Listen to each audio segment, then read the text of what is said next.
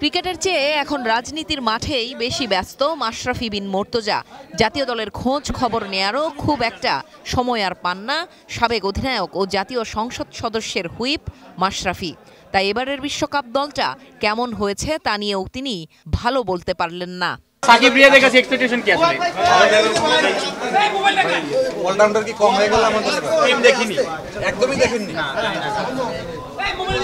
মাশরাফি ভাই বিশ্বকাপে কেমন করতে পারে আপনার কি মনে হয়? অবশ্যই এক্সপেক্ট করছি ভালো করবে ইনশাআল্লাহ। বাকিটা দেখা যাক কেমন। ভাই লিটন এবং দেখতেছি যে শান্ত একটু অফ ফর্মে আছে। দেখিনি কি কেমন অবস্থা আছে ওরা জিম্বাবুয়ে সিরিজে একটু অফ ফর্ম। আমি দেখিনি খেলা। ভাই পেস এবং স্পিনারের কথা হচ্ছে, আপনার কি মনে হয় স্পিনার? আমি টিম দেখিনি। ভাই কন্ডিশনটা কি চ্যালেঞ্জিং হবে?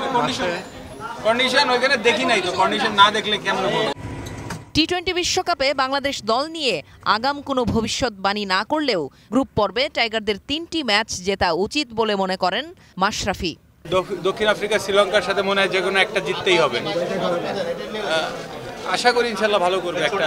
এখন ওদের সাথেও যদি আপনি হারার চিন্তা করেন তাহলে তো কঠিন হবে কাজটা।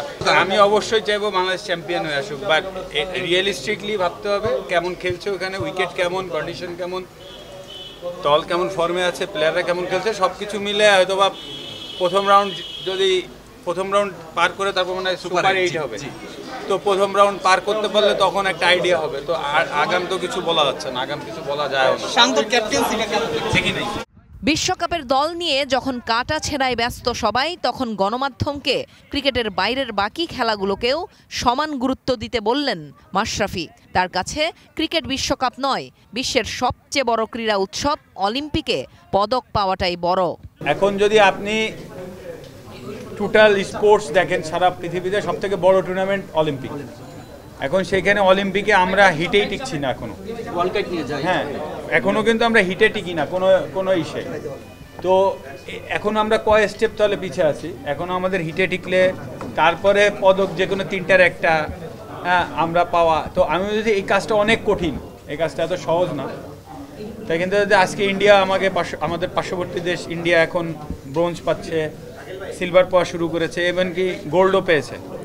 তো আজকে যদি আমরা এইখানে যদি এই পদকগুলো পাওয়ার অবস্থায় যেতে পারি, তো এইটা আমার মনে হয় অল ওভার দ্য ওয়ার্ল্ড একটা বিগেস্ট নিউজ হবে এটা, যদি অলিম্পিকে আমরা কিছু করতে পারি।